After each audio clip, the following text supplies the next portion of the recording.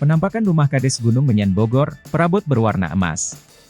Penampakan isi rumah Kades Desa Gunung Menyan, Kecamatan Pamijahan, Kabupaten Bogor jadi sorotan.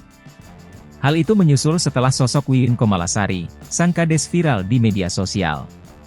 Ya, Wiwin Komalasari ramai diperbincangkan lantaran gaya mewahnya saat ikut berdemo di gedung DPR RI beberapa waktu lalu. Wiwin Komalasari ikut serta mendesak DPR RI agar menyetujui peraturan terkait masa jabatan Kades selama 27 tahun.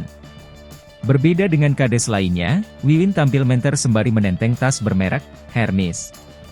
Usut punya usut, tas yang dibawa Wiwin Komalasari saat berdemo itu memiliki harga 700 juta rupiah. Gara-gara hal tersebut, Wiwin pun viral hingga akhirnya sang Kades buka suara. Perihal tas mewahnya itu, Wiwin menyebut penampilannya biasa saja. Bahkan Wiwin mengakui tas yang ia tenteng itu dibeli di online. Kendati membantah punya barang-barang mahal, Wiwin Komalasari tak menampik jika dirinya suka hal-hal glamor. Hal tersebut lantaran Wiwin terbiasa hidup mewah sejak dulu. Kemewahan yang ditampilkan Wiwin sejatinya tak cuma terlihat dalam pakaian dan tasnya saja.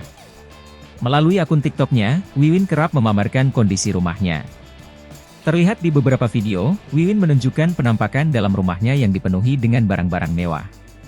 Wiwin Komalasari rupanya mengoleksi guci besar, lemari tinggi, dan beberapa sofa.